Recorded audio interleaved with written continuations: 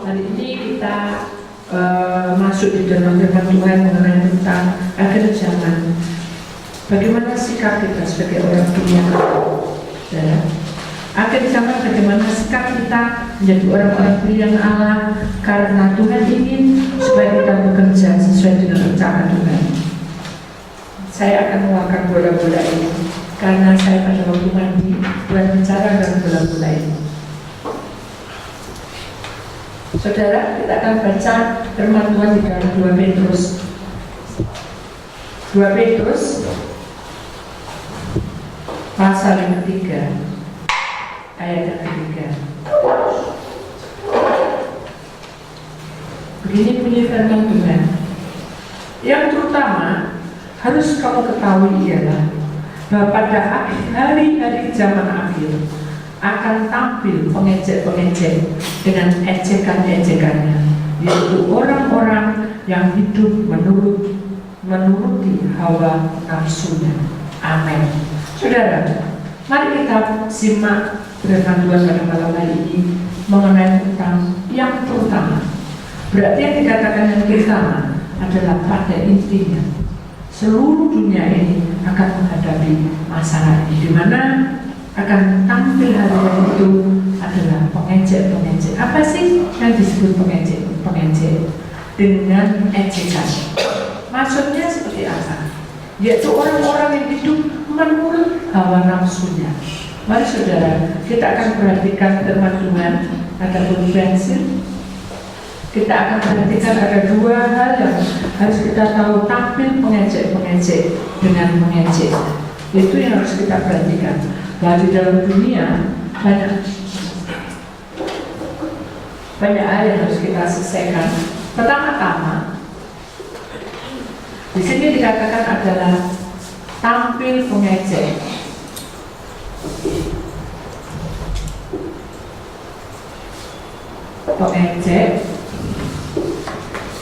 Pengejek dengan ejekan-ejekannya.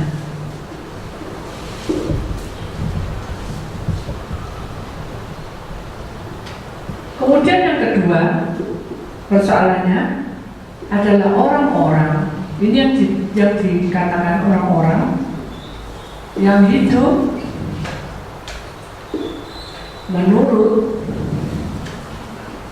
menuruti hawa nafsunya.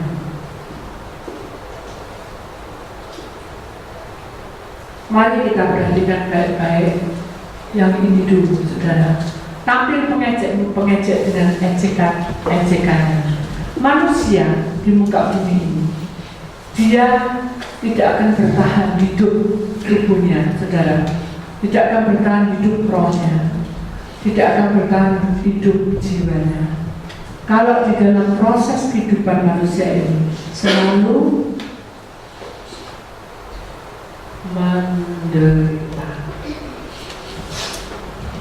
Nah, berarti saudara, kita sudah tahu bahwa manusia hidup itu kalau hidupnya selalu dilipuri dengan kesengsaraan, kesedihan, kesusahan, maka kita akan mengalami suatu proses dinamakan menderita.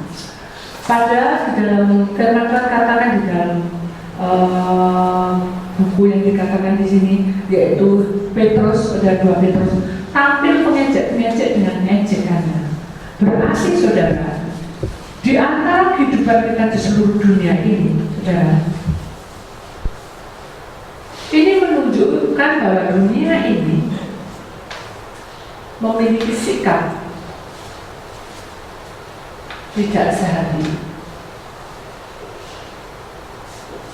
Kenapa? Karena pasti akan tampil pengejek-pengejek ini dengan ejekannya. Berarti kalau kita sudah menderita, masuk ke tempat sini, apakah kita bisa tahan uji? Ini suatu pertanyaan besar bagi kita. Tahun 2015 sampai 2019, ini berapa tahun kok sekarang? Tapi Tuhan katakan kamu harus melewati jalan-jalan. Jadi kalau posisi sekarang saudara menghadapi banyak hal, Dan baik itu pekerjaan saudara mengalami masalah, baik itu dalam keluarga saudara mengalami masalah, baik itu dalam proses hidup saudara, di dalam pribadi saudara mengalami masalah, itulah kita harus berhati-hati. Jangan sampai kita terbawa oleh tampil pengejek-pengejek ini.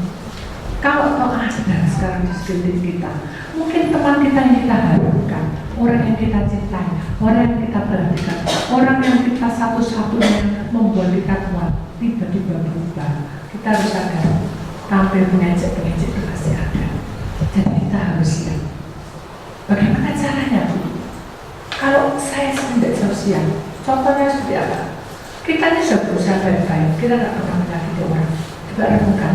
Kita tidak pernah menyakiti orang. Kita juga tidak pernah berkata kotor, kasarnya menipu orang, tidak pernah. Kita juga selalu mengikuti hukumnya negara. Mungkin kita tidak pernah berkata-kata atau melanggar aturan-aturan negara. Dan apalagi melanggar aturan-aturan di tempat dimana keluarga kita, tidak pernah. Tapi mengapa namanya nasib ini kok selalu tidak berguna? Maksudnya kalau kita kerja suatu pekerjaan itu selalu tidak berhasil. Jadi kasarannya sepi, kasarannya orang bilang gak laku atau dibilang sudah gagal. Nah, kalau kita masuk dalam tampil pengejek yang mengejekan, kita tidak akan tahan dan kita pasti protes. Apa protesnya manusia? Protesnya manusia selain dia ingin bertanya mengapa hidup saya seperti itu, dia pasti tubuh ini lari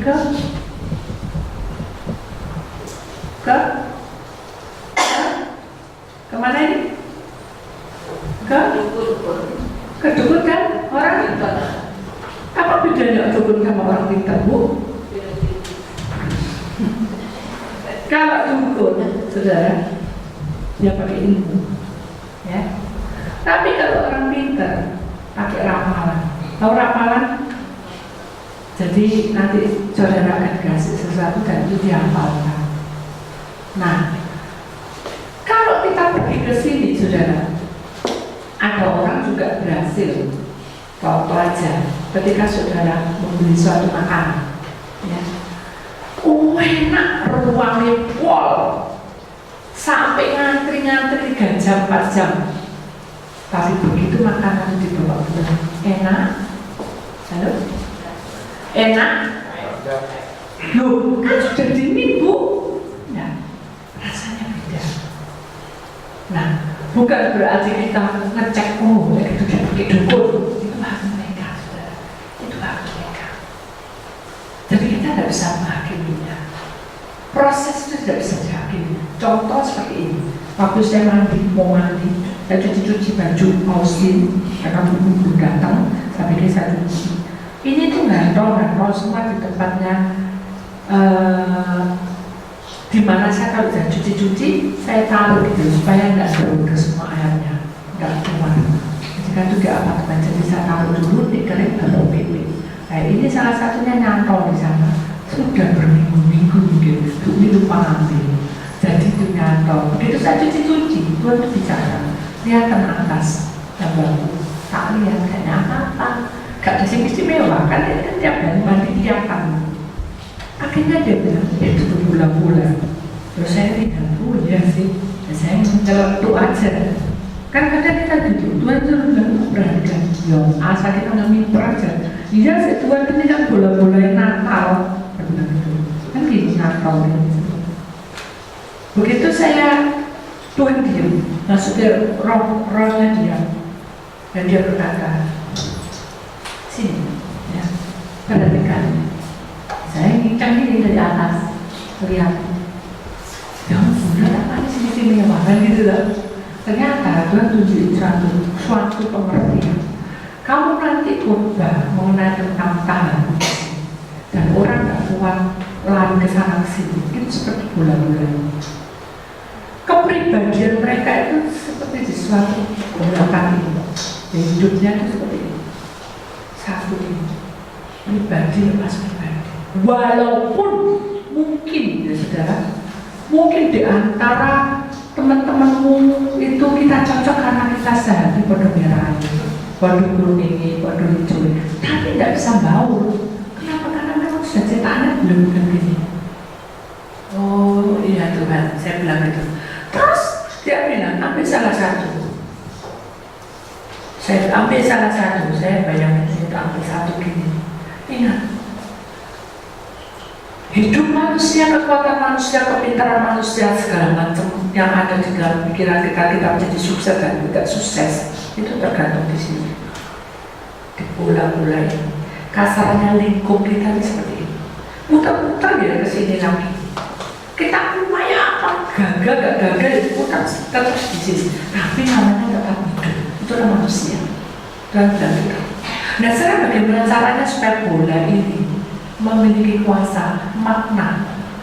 Kalau kita itu hidup memiliki satu kuasa, yaitu kuasa makna dari Tuhan, urapan Tuhan, hikmat Tuhan, maka dia berkata bola-bola ini akan bersinar.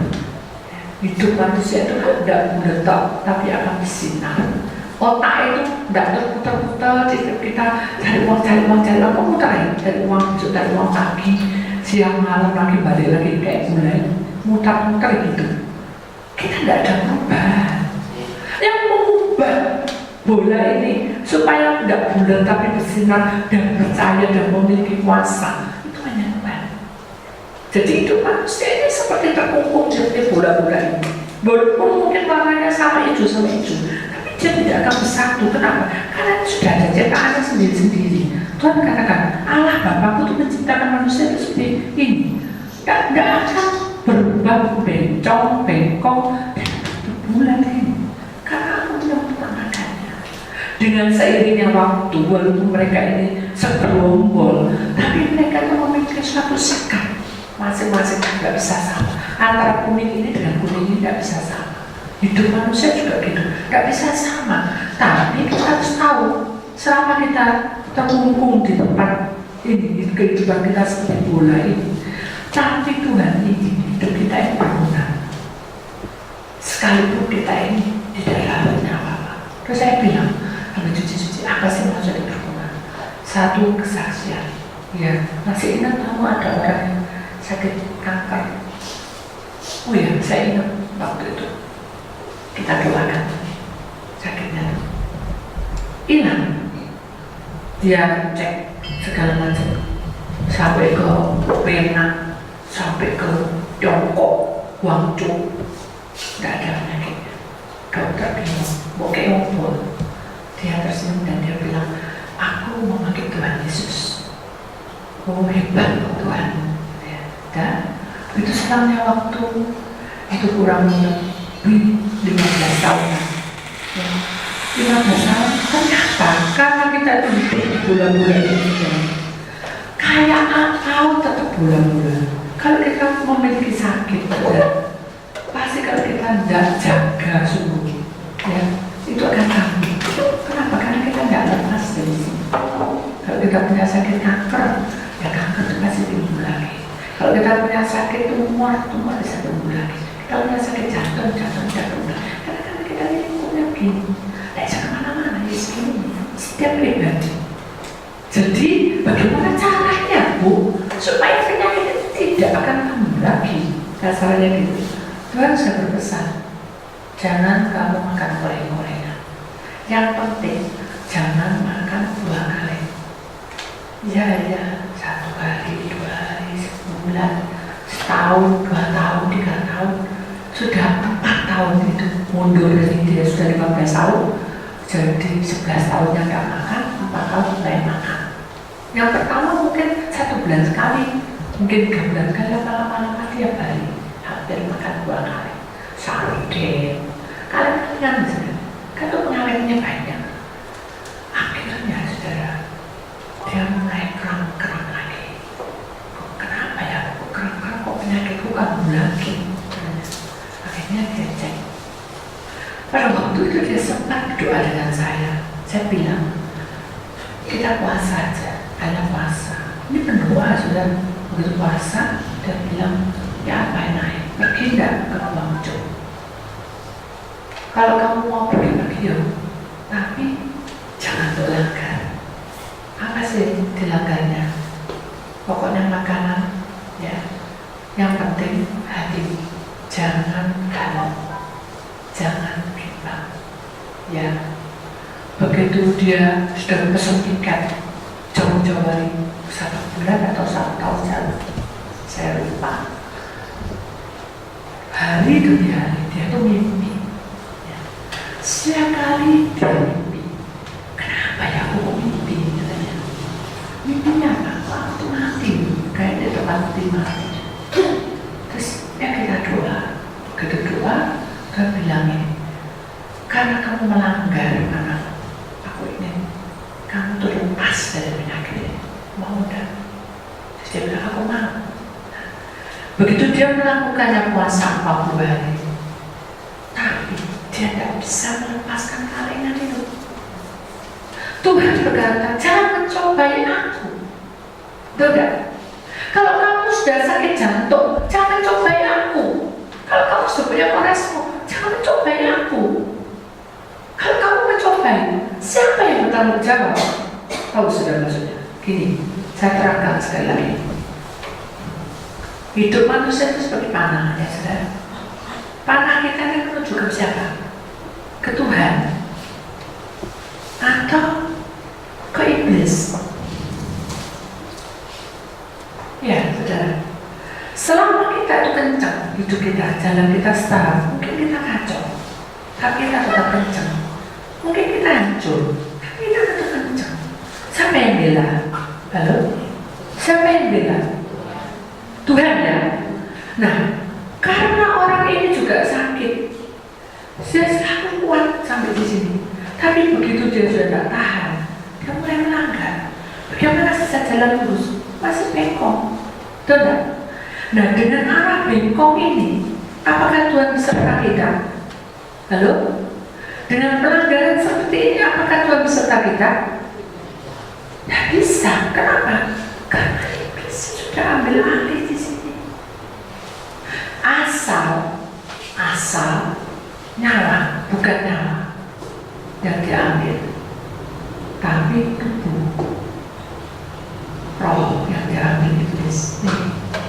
Ini diambil supaya nyawa ini menjadi bagian dia. Contoh aja seperti ini. Kalau dia terus menyimpang dari Tuhan, dan iblis itu, saudara, iblis itu memiliki waktu. Sekali tubuh ini pemberontak, saudara, ya, dia kuasai tubuhnya, tubuh kita. Begitu kita tetap memberontak, dia kuasai apa? Kuasai apa? Setelah tubuh apa yang dikuasai lagi? Roh. Setelah roh dikuasai apa lagi? Jiwa. Nah, makanya ada orang yang menjadi tabrakan, ya, yang tidak kita kira, tidak kita sangka, tiba-tiba mati. Tapi lihat tubuh ini siapa? Contoh, ini satu kesaksian. Ada anak Tuhan, dia itu majelis, ya. Suatu ketika dia memiliki anak itu 7, itu di Bali. Kita di konseling di sana, kemudian mamanya itu datang dengan istri, suami istri datang, dan dia takut karena dia merasa bahwa anaknya itu masih hidup. Anak satu-satunya perempuan ini, anak ini juga pelayanan. Ternyata selidik demi selidik, kita doa, dia nggak cerita apa-apa, cuma dia bilang bahwa orang ini sudah depresi berat, uangnya habis mengobatkan ini, dibawa di mana pun tidak sembuh.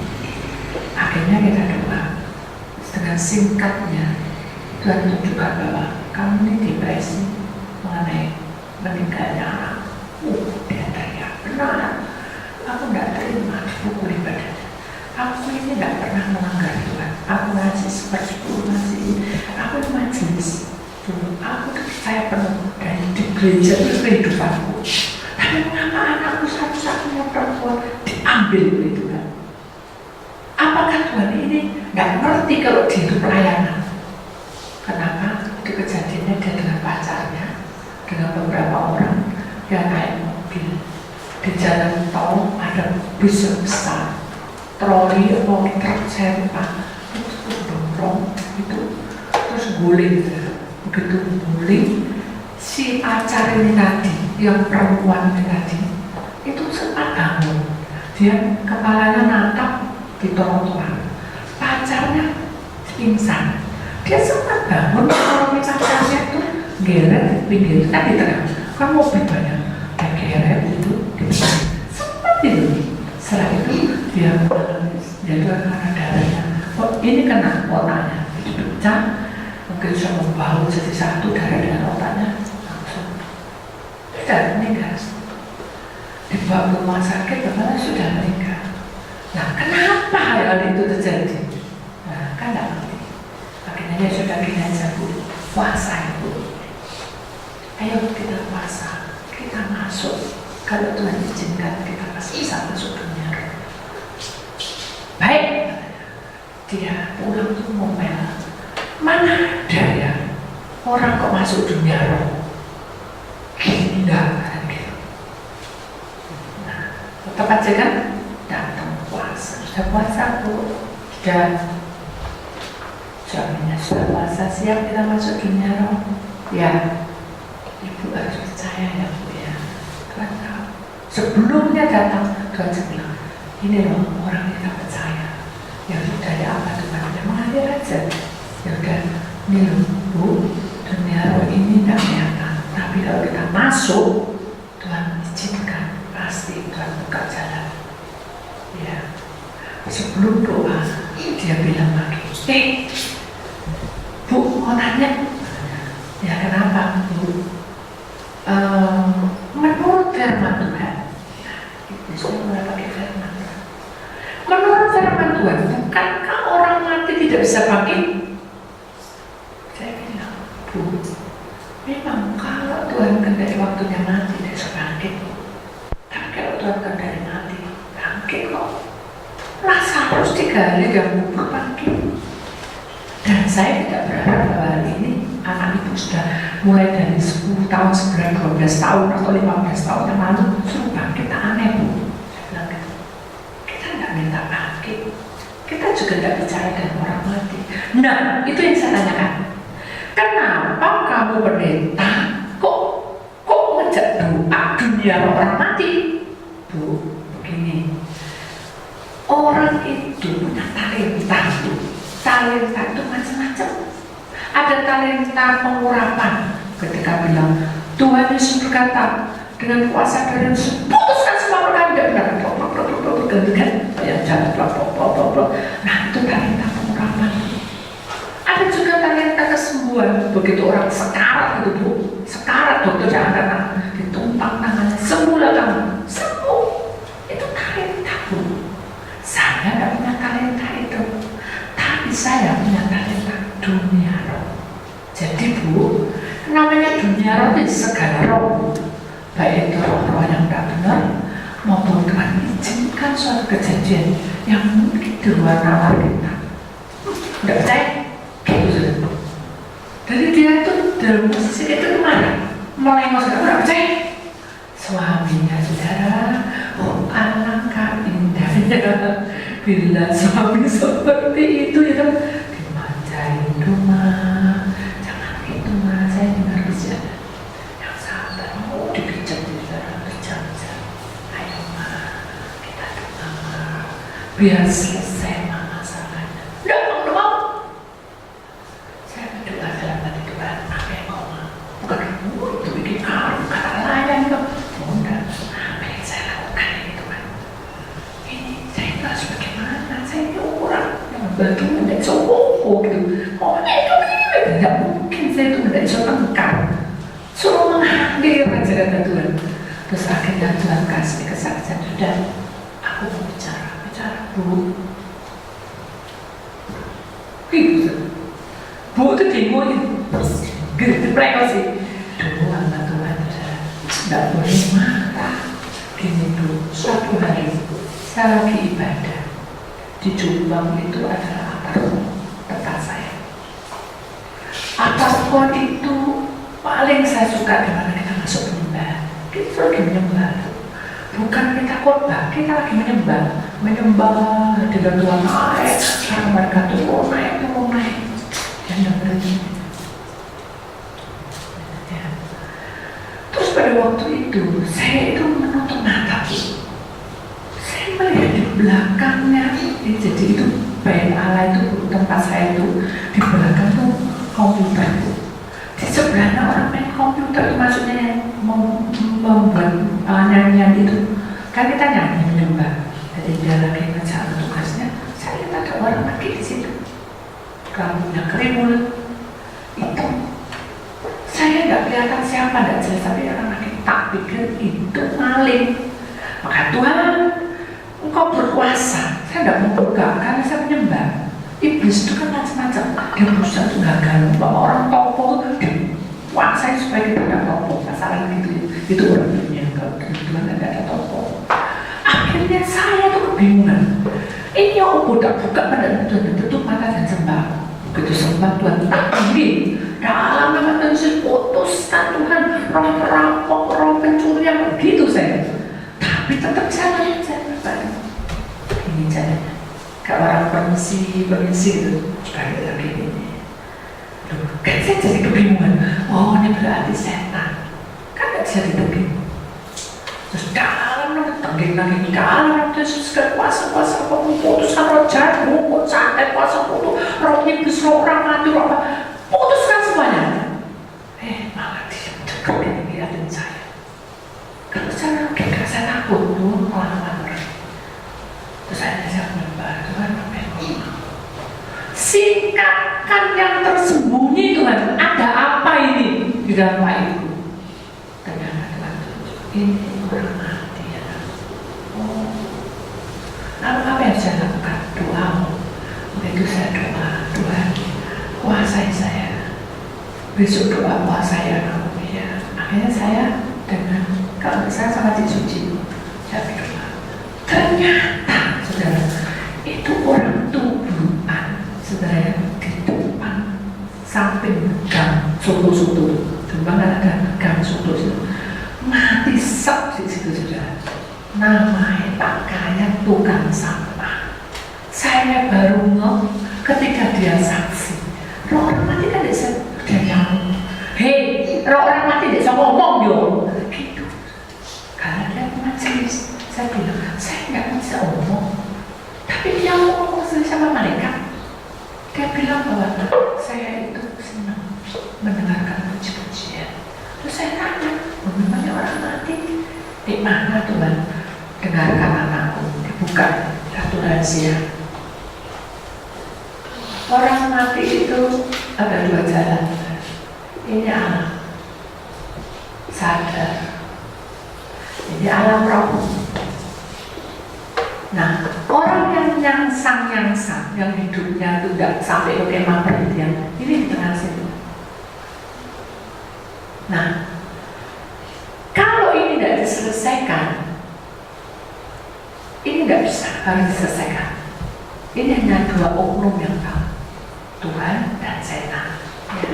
Kalau Tuhan, pasti dia doakan supaya dia masuk ke tempat alamnya, di mana kemah perhentian. Karena belum ada surga, belum masuk ke surga, kemah perhentian. Tapi kalau iblis, saudara, dia pasti masuk ke maut sama dengan neraka. Tapi kan belum masuk ke sini karena belum mengakhiri. Akhirnya, karena saya kekhawatiran saya besar, saudara. Wah, ini tidak bisa terus orangnya apa ini? Saya bilang, Tuhan tak serano. Saya bilang, tak serano semua. Apa yang kau mau, karena ini bagimu. Apa yang kau mau masak, ada orang mati masuk ke tempat baik itu. Dan bilang, dengarkan dulu kesaksiannya. Saya mau lancang. Tak pikir orang mati itu harus cepat balik nomor itu. Ternyata semua dengarin dulu. Akhirnya akal itu bilang, saya itu tengah pintu, jadi tubuhan dia ada di kampung, dia jalan-jalan pakai sedih. Aku di mana? Bukankah iblis yang punya tuannya harusnya? Tapi Tapi mengapa kok Tuhan sudah bergerak yang berkenan? Karena dia memanggil nama Tuhan, Tuhan yang Gusti Allah. Begitu. Aku ini mau jalan kemana? Aku minta ampun. Perjalanan dia itu sudah selama di hari wali itu hanya minta ampun dan mencucukkan darah. Bukankah orang mati tidak bisa menangis? Saya bilang itu sama dengan Tuhan kata, kalau itu berkenan itu bisa terjadi. Kenapa? Karena kemah perhentian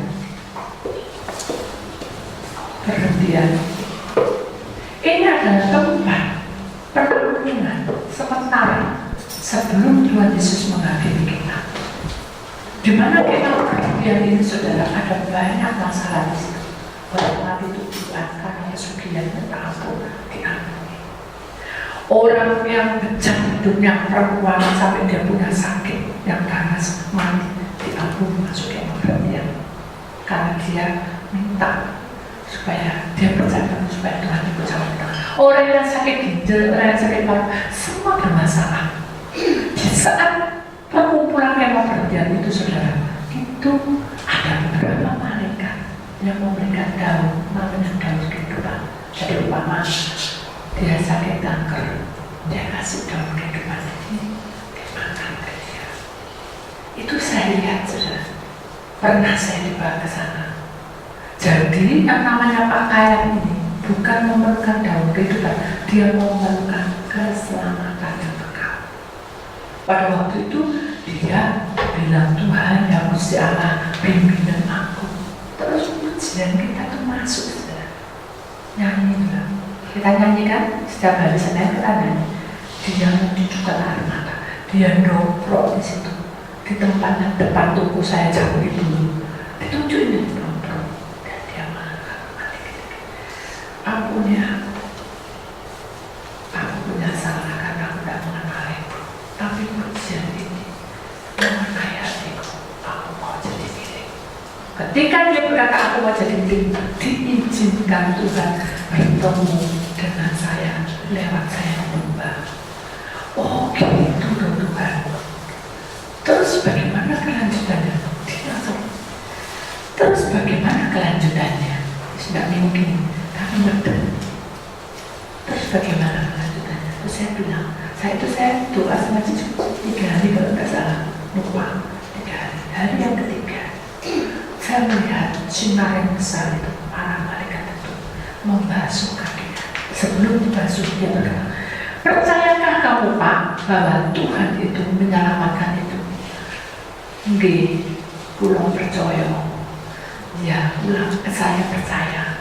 Hanya dibasuh kakinya. Kalau orang mati itu kaki kanan dulu, baru ke sini. Setelah dibasuh, saya melihat ada tangga 7.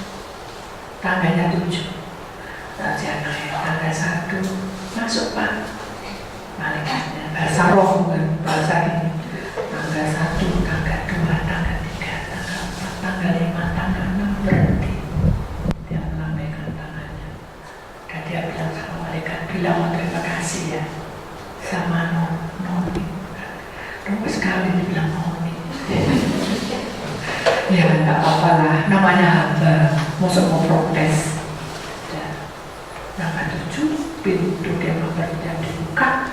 Hosana, suaranya gemegar. Hosana, anak manusia masuk kemah perhentian selamanya. Begitu masuk selep, pintu ketutup. Sudah. Besok Senin lagi tidak kelihatan lagi pakaiannya. Untuk dia ngomong yang dengan tadi kajian. Kalau gitu, tolonglah anak saya Bu, selamatkan ya Bu. Saya bilang Bu, saya tidak bisa apa-apa. Berdoa aja Bu ya. Benar ya Bu ya. Jangan kesel. Dia mau nyumbang sana. Jangan gini Bu, saya tidak punya hak apa-apa. Saya ini punya talenta itu juga tidak kebagusan Bu. Saya bilang gitu. Saya juga sini tidak suka dengan dunia orang mati, orang apa, apa. Sudah lebih baik kita sama-sama. Dan nangis dia bilang, ampuni Tuhan saya kurang percaya. Baiklah Bu, ayo saya duduk di sebelah saya Bu. Sekarang sudah puasa kan Ibu marah. Iya sih, tadi kan saya meneruskan Tuhan begini Bu. Firman Tuhan itu banyak hal yang harus kita pelajari. Asal firman itu keluar dan membangun, itu adalah firman yang hidup. Tapi kalau kita firman keluar untuk bergosip atau untuk menyalahkan seseorang, itu tidak boleh Bu. Saya tidak bilang sesama, tidak boleh. Iya ya Bu, maaf semuanya, dia peluk saya. Jadi jangan mau saya diperas. Saya dulu masih kecil berarti. Ya Bu, ya Bu ya. Tuh saya diperas sama saudara. Ya. Jadi pas, dulu sahabat, ya besok aja diperas mana ya Tuhan. Dalam hati saya sudah. Dan yang kedua kita puasa. Tidak ada apa-apa. Tidak apapun tidak kelihatan. Kita menyembah. Hari kedua kita menyembah. Tetap ibunya tidak putus asa. Hari yang ketiga, saudara, tiba-tiba kami mendapatkan cahaya besar sekali, banyak, seperti langit. Saudara melihat langit di atas yang berarah-arah, tahu berarah-arah, yang putih-putih itu saja, yang seperti asap-asap, kan bagus kan ya, merenduk. Nah, itu seperti turun sampai mata saya itu silo. Dalam arti itu secara kasat mata mungkin silo ya, saya tutup. Tapi waktu itu memang saya jatuh tersungkur di tanah. Dan kemudian ada dua malaikat turun mendekat kita. Dan dia berkata, ayo kesini kamu. Begitu ayo kesini aku, kesini kamu. Saya melihat ada anak kecil ya, yang kurang lebih remaja, perempuan. Saya tidak lihat wajahnya, tapi rambutnya berkelai. Dan pada waktu dia mendekat, dia punya bahasa roh yang bagus. Bahasa rohnya itu mengenai tentang, mengapa kamu itu kok membuat aku kesangkut selama ini? Jadi saudara, yang perlu kita ketahui dalam dunia ini, saudara, di dalam dunia ini, saudara, kita itu lahir dengan namanya skema, ya saudara, skema berhentian. Ya. Jadi saudara, kalau namanya skema berhentian, saudara, dia tinggal di satu tempat di sini di atas. Ya, kita tidak tahu tempatnya di mana. Ternyata kita pergiannya luas sekali. Dan di sudut ini ada lorong, ya. Lorong ini arahnya ke bumi. Jadi ini lorong tak pojok sebelah. Ini arahnya ke bumi, turun ini, ya. Arah ke bumi. Jadi orang-orang yang mati ini di sini banyak dengan para malaikat. Terus di seberang ini ada jalan setapak ini, tapi ini jalan dari emas, lalu ke atas ini itu istana, yaitu namanya surga. Tapi kiri kanan ini neraka ke bawahnya. Jadi kalau kita dari bawah di atas itu surga. Nah, di sini yang saya bicarakan. Jadi kalau orang mati, kalau kita tahan, dia tidak akan bisa. Dia kan nyangsang di sini. Dia walaupun didoakan 1000 kali, dia tidak akan mau masuk ke perhentian itu. Walaupun dia masuk, dia pasti akan ingin ke sini dan dia turun ke dunia. Kalau sudah turun ke dunia, sudah tidak ada pengampunan lagi, pasti mati ke neraka. Jadi saudara yang sudah merasakan ada papanya meninggal, mamanya meninggal, anak meninggal, mantu meninggal, cucu meninggal, jangan pernah kita itu merasa sedih sampai rasanya dipanggil orang mati, tidak boleh. Kenapa? Karena selama di 5 perhentian, tadi kan saya bilang ingatannya masih utuh, tahu tuh masih ada. Aku punya saudara berapa, aku punya anak berapa, aku ini kerjanya apa, istriku ngapain, suamiku ngapain, itu tahu. Karena ingatannya belum diambil semuanya, masih ada. Makanya dia kalau punya sakit dia juga merasa makan daun itu. Tapi nanti kalau sudah penghakiman tiba, semuanya dibuang semua. Masa lalu, kehidupannya yang kedatang apa, semua dibuang dan bersih. Kita hidup di mana? Yang ada adalah siap, tidak ada gelap. Kita sukacita, itu surga. Jadi kita bicara tentang kemah perhatian. Jadi anak ini marah. Kenapa mama itu percaya Tuhan? Kenapa kok aku ini kok bosan sano? Aku tidak bisa masuk ke kemah perhatian. Gara-gara mama. Dia minta ampun ke aku. Coba bayangkan, mengapa kok sampai kayak gitu?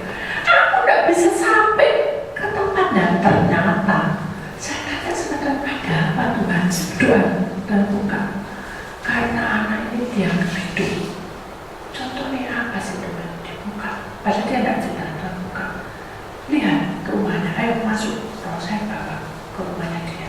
Besar lumayan, tapi tidak ada anak-anak kecil. Masuk. Dia tuh buka pintu sebelah sana. Dibuka. Wah, semuanya masih rapi dan bagus dan wangi baunya. Oh, ini kamar siapa? Ini kamar anak yang meninggal itu. Nah kok bajunya kok ada? Maksudnya dalam arti kalau orang yang meninggal kan jadi kesini. Tidak, dia suka baca apa, ada komputer yang ada, semua foto-foto sih ada. Jadi tidak diubah-ubah sampai berapa puluh tahun. Waduh ya tak, masih di Tuhan. Nah makanya. Jadi sekarang ini bilang ya sama dia, baju-baju semua ini kamar berubah semua. Kenapa Tuhan? Nah Tuhan bilang, kamu ingat ada suatu kesaksian, ada seorang yang sakit di dalam kamar itu sudah kasih kesembuhan, sembuh, sakit lagi, sembuh, sakit lagi, ternyata ada salib di situ. Dan ditanyai sama ini orangnya, pelayan. Pak, kenapa Bapak suka salib? Di rumah kok banyak salibnya ya? Kenapa Pak? Saya kasihan sama Tuhan Yesus penderitaannya. Dia dicampur, dicaci maki, diludahi, itu terdoktrin. Nah, iblis masuk dan dia meminta sakit dalam diri Bapak ini. Itu hanya patung, hanya sebuah batu salib. Terus apa yang dilakukan? Ubah itu salib. Jadikan kemenangan, kasih itu Tuhan Yesus dan sukacita itu kebangkitannya, gambar-gambar tentang kebangkitan. Begitu dirubah semua, semua Bapak Ibu. Itu padahal itu cuma salib gitu, masalah. Apalagi ini baju-baju orang mati dihidupkan, nggak bisa. Setelah itu begitu dia nangis mau, oh ya memang aku yang nyimpen itu kesukaan kok ada baju biru aja. Oh itu kesukaannya dia ulang tahun tanggal ini, loh ini kok ada baju kuning. Oh iya, apa saudara? Jadi setelah ulang tahun berapa, tahun pol saya sampai gitu-gitu, wah ibu ini lek masuk tinggal tempat fakultas bagian ekonomi itu bagian 100 atau 1000 apa semua. Ya ampun saya bilang itu, kok ngerti semua begitu Tuhan saya buka, sudah aku tidak mau itu. Ya Tuhan, itu amin. Besok udah dibuang semua, apa kita doa, anak ini di tengah-tengah, dia percaya. Ma, dia bilang gitu, aku mau pergi jauh, bahasa roh, tidak ngomong gini ya. Orang mati itu sama ngomong bahasa roh, malaikat yang ngomong berbahasa roh. Aku mau pergi jauh. Jangan mama ulang lagi perbuatan memalukan. Aku cinta Tuhan sampai ketemu di sana. Iya dong. Saya sampai bingung gitu ngomong-ngomong, dia ngomong mau bilang haleluya sekuala. Dia kayak Tuhan, kok berkuasa ya Tuhan. Saya nggak apa sudah teriak-teriak. Saat diem noise dia haleluya. Begitu dia sudah diem 1 jam ngomong. Ya ngomong sendiri gitu, dia teriak-teriak 1 jam gitu. Saya ada terang dosa dan dia mulai dibasuhkan, naik ke mimpi dia. 1 tangga, 2 tangga, 3 tangga, naik tangga 1, naik tangga pelan-pelan ya nak. Loh udah, dan 6, 7, sudah ya, jangan kamu nakal di sana ya. Ini anak cinta banget sama anak. begitu sudah ditemukan sudah hilang sampai tadi ini orang yang sudah sembuh, yaitu tadi semua dibuka semua dan dilarang sudah boleh masuk saudara-saudara yang lain karena saudaranya 5, dia anak yang terakhir. Jadi itulah sebabnya mengapa kita itu di dunia mereka kita harus hati-hati bahwa tampil yang mengejek-ngejek ini yang membawa kita tidak tahan uji, yaitu tadi antara lainnya penyakit, beban berat, hutang-hutang, mengejek. Makanya kita harus ada di orang yang hidup menuruti hawa nafsu itu kami keinginan ibu kita dikasih nafsunya dia pakai kekuatan dia habis katanya dia orang yang kaya sudah dibalik habis mau balik dia lalu ada satu pesan untuk bertahan untuk biayai kuliah anda semua mengkerak semua gara-gara apa? Gara-gara kita hidup menurut hawa nafsu kita sendiri. Maka saudara memiliki hawa nafsu yang berkepanjangan dalam arti aku tidak punya uang, kita stres loh. Itu namanya hawa nafsu dan membesarkan kekuatan saudara. Demikian juga yang sakit jangan khawatir. Itu hawa nafsu yang membawa kita sehingga kita jadi down, kita malas, kita mau mandang Tuhan aja malas. Seperti itu tadi. Beritanya anak mati sampai berapa tahun meninggalkan dia tidak jadi pelayan. Begitu saja diubah, waduh hebat. Jadi pakai uang dengan luar biasa. Dia berdoa saudara. Jadi padahal kita ingat bahwa hidup kita ini dilingkupi aja. Proses kita yang begini seperti bulan itu. Kita tuh mau lari kemana yang kita pantang ke sini. Tapi kita harus tahu bahwa selama kita memilih Tuhan, Dia akan bertanggung jawab atas kita. Amin. Bahkan Tuhan berkata, ini ada ujung rambut yang satu belek. Kita bisa ngambil satu dalam uangnya ya. Si miang-miang di sini itu dah. Tuhan berkata, seujung rambut satu belek. Iblis tidak akan memegang kamu dan tidak akan mencobai kamu. Asal kamu percaya. Itu artinya saudara mengalami hidup di dunia ini saudara ada tantangan, ya kan? Tapi selama kita kuat hati kita teguh, kuat, imannya tetap dan percaya penuh, apapun yang terjadi mengalir. Saya yakin semua persoalan itu pasti terselesaikan. Amin. Tunggu waktunya. Waduh bu, rasanya aku sudah sampai peok-peok nih. Karena saudara memakai hawa nafsu. Apa? Ya pakai logika. Tapi kalau kita mengalir sesuai Tuhan mau hidup mati. Kak Paulus sudah tahu Paulus. Aduh Pak, jangan kesana Pak, katanya. Orang-orang yang dekat kan baik. Gerombolan yang percaya pada Tuhan, jangan kesana Pak. Nanti Bapak dibunuh di sana. Mereka tidak senang sama Bapak. Paulus itu mengalir, gak salah bahasa sekarang. Hidupku ini beda Tuhan. Mengalir. Kan, lupa Bapak sudah berdoa. Dan Tuhan suruh kamu ke sana. Seperti Yunus, Tuhan suruh kamu. Jangan harusnya. Karena dia tidak melakukan. Akhirnya terjadi iblis ini mengambil alih. Tubuhnya dikuasai, rohnya dikuasai, jiwanya dikuasai. Nah, itu rohnya dikuasai, tubuhnya dikuasai, berjuang. Makanya kita nggak boleh di sini. Kita harus tahu bahwa ini yang jadi kekuatan bagi kita. Kita harus berjuang karena Dia ada di pihak kita. Amin. Harus kuat. Kenapa? Karena percobaan yang kamu alami tidak akan lebih dari kemampuan. Iya Bu. Tapi Bu, tambah Bu. Apanya tambah rasanya kayak mati waktu. Kenapa memang tidak bisa berapa? Enggak Bu, susah Bu. Apa yang susah saya bilang tuh? Aduh, mau sedang mati bahasa saya Bu. Namanya tek-tekan Bu. Saya bilang sehabis apapun kamu tuh bersyukur. Kenapa? Kamu nggak dikasih penyakit, betul nggak?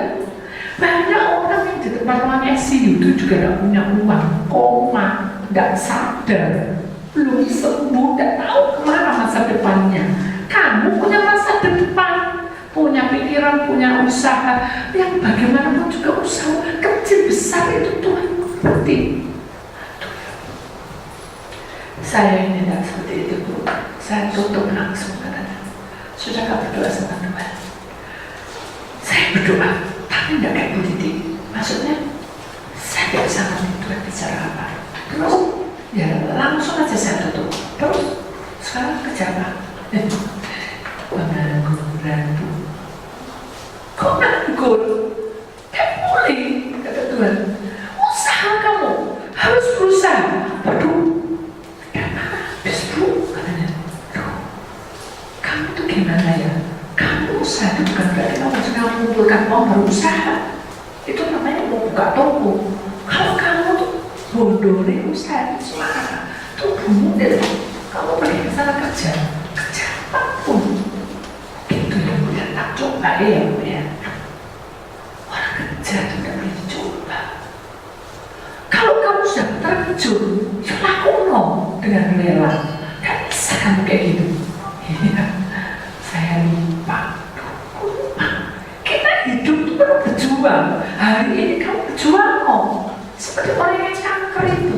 Begitu dia kena kanker, dia berjuang mati-mati sampai dikasih tambah umur berapa puluh tahun itu. Karena dia percaya dengan Tuhan. Coba terus saya katakan juang katakan. Cina juga katakan, di Penang katakan, Singapura katakan, bilang sudah menjalar kemana-mana, sudah tidak ada balon mikir. Tapi begitu dia percaya, dia pulihkan dan semua cantik rambutnya, dia bangga. Nih rambut dari Tuhan. Salah gitu. Kalau dia ada duduk doa mereka, ini rambut dari Tuhan, cantik gitu. Dia masih dalam saksian dia. Betul. Karena kita milik Tuhan, dia ada di pihak kita. Amin. Biar kita belajar ini untuk percaya.